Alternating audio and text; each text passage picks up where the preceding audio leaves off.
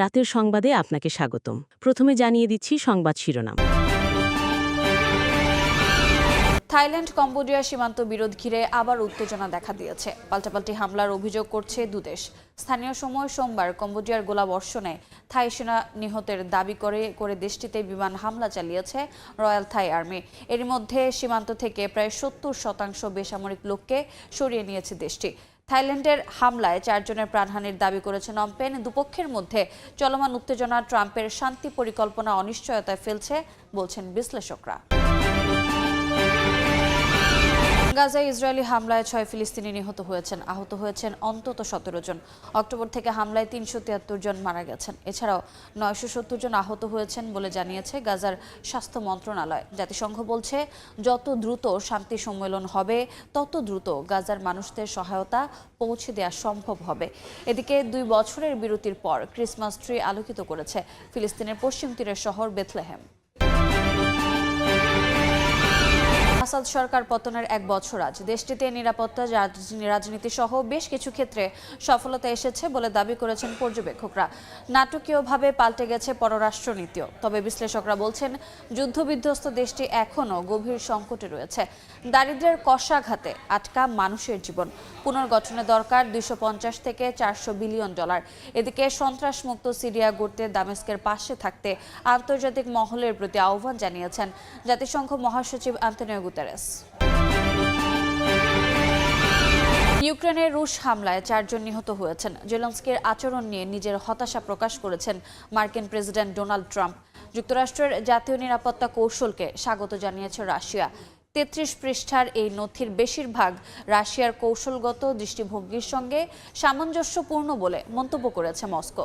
তবে নথিতে ইউরোপের সভ্যতা বিলুপ্তির মুখে উল্লেখ করার সমালোচনা করেছে ইইউ। এবার শুনবেন বিস্তারিত।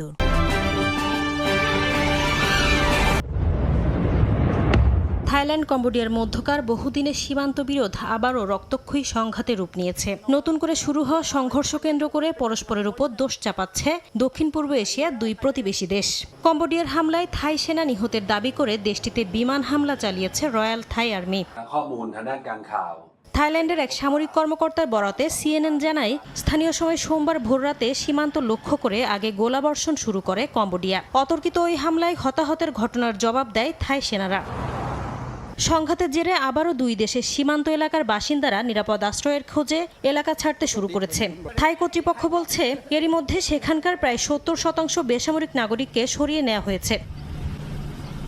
তবে থাইল্যান্ডে প্রথমে হামলা চালানোর বিষয়টি সম্পূর্ণ অস্বীকার করেছে কম্বোডিয়া। সোমবার স্থানীয় সময় ভোর 5টায় থাইল্যান্ডই প্রথম প্রেয়াহ বিহিয়ার ও অদ্দারমিনচে প্রদেশে হামলা চালিয়েছে বলে দাবি করেছে দেশটি। এ সময় থাইল্যান্ডের 2 দফা হামলার পরও পাল্টা হামলা চালানো হয়নি বলে জানানো হয়। দুদেশের মধ্যে নতুন করে সংঘাতে উদ্বেগ প্রকাশ করেছেন মালয়েশিয়ার প্রধানমন্ত্রী আনোয়ার ইব্রাহিম। সামাজিক যোগাযোগ মাধ্যম এক্সে দেয়া এক বিবৃতিতে উভয় পক্ষকে সর্বোচ্চ সংযম দেখানোর আহ্বান জানান তিনি। এর আগে গত জুলাই মাসে 2 দেশের মধ্যে 5 দিনের সীমান্ত যুদ্ধে 48 জন নিহত হন। উত্তেজনা নিরসনে ট্রাম্পের মধ্যস্থতায় একটি প্রাথমিক যুদ্ধবিরতি হয়। নতুন করে এই উত্তেজনা 2 দেশের সীমান্ত সংঘাতকে আবারও উস্কে দিতে পারে বলে আশঙ্কা বিশ্লেষকদের।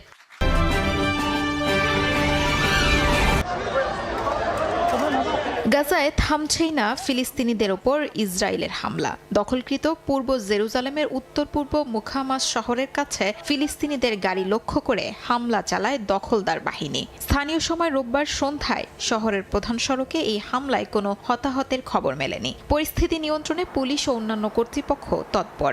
জেরুজালেমের প্রশাসন জানায়, এমন হামলার ঘটনা বেড়েছে, যা ফিলিস্তিনিদের নিরাপত্তার জন্য উদ্বেগের বিষয়।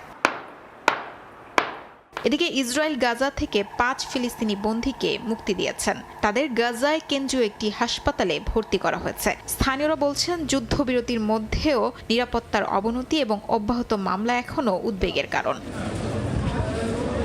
জাতিসংঘের উন্নয়ন কর্মসূচির প্রধান আলেকজান্ডার ডিক্রু বলেছেন, গাজা পুনর্গঠন ও সহায়তার ক্ষেত্রে চিকিৎসা সেবা সবচেয়ে গুরুত্বপূর্ণ। তিনি বলেন, সংক্রমণ রোগ প্রতিরোধে দ্রুত চিকিৎসা সহায়তা জরুরি। এছাড়াও ধ্বংসস্তূপ সরানো জরুরি, নইলে পুনর্গঠন সম্ভব হবে না। ডিক্রু আরও বলেন, তহবিল বিভিন্ন উৎস থেকে আসতে পারে। যত দ্রুত শান্তি সম্মেলন হবে তত দ্রুত গাজার মানুষদের সহায়তা পৌঁছানো সম্ভব হবে। এদিকে 2 বছরের বিরতির পর ফিলিস্তিনিদের পশ্চিম তীরের শহর বেথলেহেমের ক্রিসমাস ট্রি আলোকিত করা হয়েছে।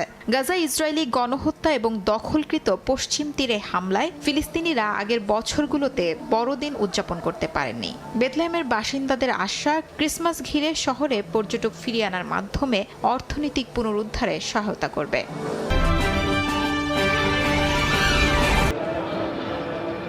আসাদ সরকারের পতনের 1 বছর পূর্তিতে আনন্দে মেতে ওঠে সিরিয়াবাসী। দামেস্কের উমায়েদ চত্বরে পতাকা হাতে আনন্দ উল্লাস করে সব বয়সী মানুষ।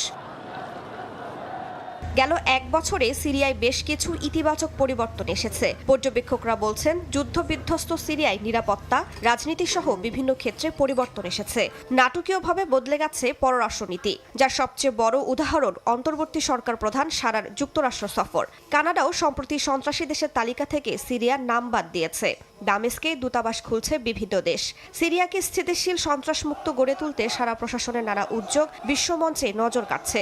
সিরিয়ার জনগণের সাহস আর প্রতিরোধের প্রশংসা করেছেন জাতিসংঘ মহাসচিব আন্তোনিও গুতেরেস। দেশটির পাশে থাকতে আন্তর্জাতিক মহলের প্রতি আহ্বান জানিয়েছেন তিনি। যদিও গভীর সংকটের কথাও বলছেন কেউ কেউ। পর্যবেক্ষকদের মতে, কুর্দি ও দ্রুজ গোষ্ঠীর সঙ্গে সারা সরকারের সংঘর্ষ অব্যাহত আছে। যুদ্ধাপরাধী ও নিখোঁজদের খোঁজে গঠিত কমিশনের কাজ এগোলেও কেন্দ্রীয় সমর্থনের অভাবে গতি কম। এছাড়া ধ্বংসস্তূপ, বিদ্যুৎ ও পানি সংকটে জর্জরিত লাখ লাখ সিরিয়াবাসী। হাসপাতাল, স্কুলগুলোর অবস্থা শোচনীয়। পরিসংখ্যান বলছে, দেশটি পুনর্গঠনে দরকার $250 থেকে $400 বিলিয়ন। এর মধ্যেই স্যাটেলাইট বিশ্লেষণে দেখা গেছে কিছু অঞ্চলে বিদ্যুৎ উৎপাদন বাড়ছে, পুনর্নির্মাণ হয়েছে 823টি স্কুল। কিন্তু বেকারত্ব ও দারিদ্র্য এখনও চরমে। সব মিলিয়ে সিরিয়া দাঁড়িয়ে আছে এক জটিল সন্ধিক্ষণে। গত বছর 8 ডিসেম্বর বিক্ষোভের মুখে দেশ ছেড়ে পালিয়ে যান বাশার আল আসাদ। এর মধ্য দিয়ে দেশটিতে দীর্ঘ 54 বছর ধরে আসাদ পরিবারের শাসনের অবসান ঘটে। আবারও ইউক্রেনে হামলা চালিয়েছে রাশিয়া। স্থানীয় সময় রোববার দেশটির অবকাঠামো, জ্বালানি স্থাপনা এবং ড্রোন প্রস্তুতকারক কেন্দ্রসহ একাধিক স্থানে দীর্ঘ পাল্লার অস্ত্র ব্যবহার করে হামলা চালায় মস্কো। এতে হতাহত হয়েছেন কয়েকজন। এদিকে যুক্তরাষ্ট্রের সদ্য প্রকাশিত জাতীয় নিরাপত্তা কৌশলকে স্বাগত জানিয়েছে রাশিয়া। মস্কো বলছে, 33 পৃষ্ঠার এই নথির অনেক দিকই রাশিয়ার কৌশলগত দৃষ্টিভঙ্গির সঙ্গে সামঞ্জস্যপূর্ণ। স্থানীয় সময় রোববার রাশিয়ার রাষ্ট্রীয় সংবাদ সংস্থা তাসে প্রকাশিত এক সাক্ষাৎকারে ক্রেমলিনের মুখপাত্র দিমিত্রি পেসকভ বলেন, নিরাপত্তা কৌশলকে ইতিবাচক হিসেবে দেখছেন তিনি।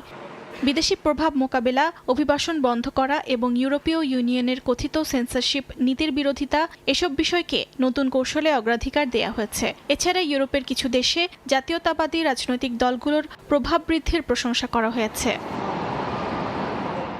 কৌশলপত্রে রাশিয়াকে ঘিরে তুলনামূলক নরম ভাষা ব্যবহার করা হয়েছে বলে উদ্বেগ জানায় ইউরোপীয় ইউনিয়ন। তাদের আশঙ্কা, এতে ইউক্রেন যুদ্ধের প্রশ্নে মস্কোর ওপর পশ্চিমাদের চাপ দুর্বল হয়ে যেতে পারে। নথিতে আরও উল্লেখ করা হয়েছে, যুক্তরাষ্ট্রের প্রচেষ্টা ব্যাহত করতে ইইউ ভূমিকা রাখছে। পাশাপাশি বলা হয়েছে, রাশিয়ার সঙ্গে কৌশলগত স্থিতিশীলতা ফিরিয়ে আনা ইউরোপের সামগ্রিক অর্থনীতিকে স্থিতিশীল করতে পারে। এদিকে রোববার কাতারের দোহায় এক সম্মেলনে ট্রাম্পের বড় ছেলে ডোনাল্ড ট্রাম্প জুনিয়র বলেন, কিয়েভকে সহায়তা করা থেকে সরে আসতে পারেন মার্কিন প্রেসিডেন্ট ডোনাল্ড ট্রাম্প। ইউক্রেনে যুদ্ধ চালিয়ে যাওয়ার উদ্দেশ্য নিয়ে ট্রাম্প জুনিয়র বলেন, ইউক্রেনের দুর্নীতিগ্রস্ত ধনীরা দেশ ছেড়ে পালিয়ে গেছেন। তিনি আরও বলেন, ইউক্রেনের প্রেসিডেন্ট ভলোদিমির জেলেনস্কি যুদ্ধকে দীর্ঘায়িত করছেন।